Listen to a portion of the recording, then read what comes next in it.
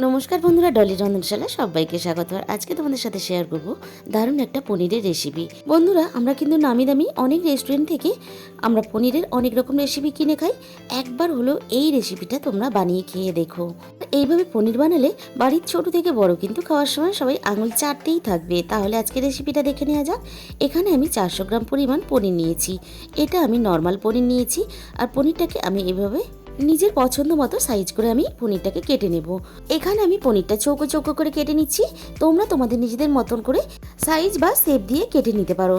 বন্ধুরা, মাছ মাংস তো আমরা সবসময় খেয়ে থাকি, তাই যখনই পনির রান্না করতে ইচ্ছে করবে তখন এই রেসিপিটা বানিয়ে খেয়ে দেখো। পনিরগুলো কেটে নেওয়ার পরে এখানে আমি দেখো ছোট বাটির 1 বাটি মটরশুঁটি নিয়েছি। এবার মিক্সিং জারের মধ্যে আমি মটরশুঁটিগুলো দিয়ে সাথে দিয়ে দিলাম একটা ছোট সাইজের টমেটো, আর দিয়ে দিলাম এখানে সামান্য পরিমাণ জল। এবার খুব ভালোভাবে আমি দেখো একটা পেস্ট বানিয়ে নিয়েছি। ঠিক পেস্টটা এরকম করে একেবারে মিহি করে রেডি করে নিতে হবে। এরপরে ওই মিক্সিং জারের মধ্যে দিয়ে দিলাম অল্প একটু কাজু বাদাম। সামান্য পরিমাণ জল দিয়ে আমি একটা খুব ভালোভাবে পেস্ট বানিয়ে রেডি করে নিলাম। তাহলে এবার রান্নার দিকে যাওয়া যাক। প্রথমে আমি কড়াই খুব ভালোভাবে গরম করে নিয়ে প্রয়োজন মতন সাদা তেল দিয়ে দিলাম। আর দিয়ে দিলাম এখানে মাঝারি সাইজের 2টো পেঁয়াজ বাটা। আর বন্ধুরা, এই রান্নাটা কিন্তু আমি পুরোটাই সাদা তেলে করব। এবারে আমি পেঁয়াজটাকে হালকা আঁচে নাড়াচাড়া করে দেখো গোল্ডেন ব্রাউন করে ভেজে নেব।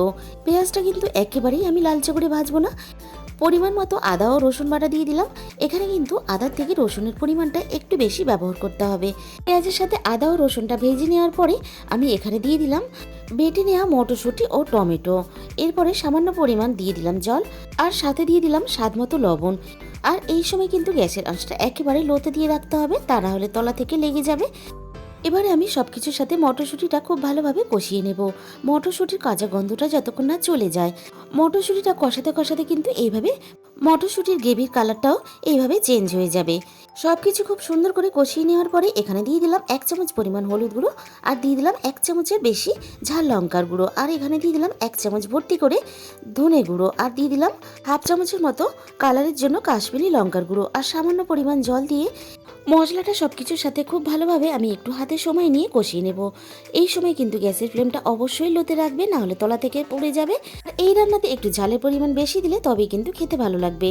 মশলাটা খুব ভালোভাবে কষিয়ে নেওয়ার পরে এখানে দিয়ে দিলাম রেডি করা কাজু বাদাম বাটা। এবারে আমি কাজু বাদাম বাটাটাও একসাথে খুব সুন্দর করে মিনিট 5 সমস্ত মশলার সাথে আমি আবারও কষিয়ে নিলাম। এখানে আমার মশলা কষানো রেডি হয়ে গেছে। এরপরে আমি এখানে দিয়ে দিলাম 1 চামচ পরিমাণ গরম মশলার গুঁড়ো। আর এই সময় গরম মশলার গুঁড়োটা দিলে তাহলে সুন্দরভাবে গ্রেভির সাথে গরম মশলার ফ্লেভারটা মিশে যাবে। 1 বাটি পরিমাণ আমি এখানে উষ্ণ গরম জল দিয়ে দিলাম। এবারে সবকিছু খুব সুন্দর করে মিশিয়ে এদিকে রান্নাটা হতে থাক। অপরদিকে একটা ফ্রাই প্যান খুব ভালোভাবে গরম করে নিয়ে প্রয়োজন মতো দিয়ে দিলাম সাদা তেল। তেল খুব ভালোভাবে গরম হয়ে যাওয়ার পরে এখানে আমি দিয়ে দিলাম আগে থেকে কেটে রাখা ক্যাপসিকাম কুচি। এরপরে এখানে দিয়ে দেব 2টো মাঝারি সাইজের পেঁয়াজকে বড় বড় এইভাবে টুকরো করে কেটে। এই সময় কিন্তু গ্যাসের আঁচটা একেবারে হাইতে দিয়ে এগুলোকে হালকা আমি ফ্রাই করে নেব। এরপরে এখানে দিয়ে দিলাম বড় সাইজের একটা টমেটো কুচি। খুব বেশি কিন্তু এগুলো ভাজলে হবে না, এরকম হালকাভাবে ভেজে নিতে হবে। এরপর এখানে আমি দিয়ে দিলাম 3টে কাঁচা লঙ্কা কুচি, আর সাথে দিয়ে দিলাম কেটে রাখা পনিরগুলো, আর দিয়ে দেবো এখানে স্বাদ মতো লবণ। এবারে আমি হালকা হাতে নাড়াচাড়া করে পনিরগুলো সব কিছুর সাথে ভেজে নেব। পনিরগুলো যাতে ভেঙে না যায় সেদিকে কিন্তু খেয়াল রাখতে হবে। সব কিছু খুব ভালোভাবে ভেজে রেডি করে নিয়ে গ্রেভির মধ্যে দিয়ে দিতে হবে। আর বন্ধুরা, পনিরের এই রেসিপিটা দিয়ে লুচি, পরোটা, ফ্রাইড রাইস বা পোলাও খেতে দারুণ লাগে। সব কিছু খুব ভালোভাবে হালকা হাতে মিশিয়ে নিয়ে মিনিট 5 মতো রান্না করে নিলে রেডি হয়ে যাবে পনিরের একটা দারুণ রেসিপি। তাহলে বন্ধুরা, আজকের এই পনিরের রেসিপিটা ভালো লাগলে অবশ্যই ভিডিওতে একটা লাইক করো, প্রচুর প্রচুর শেয়ার করো।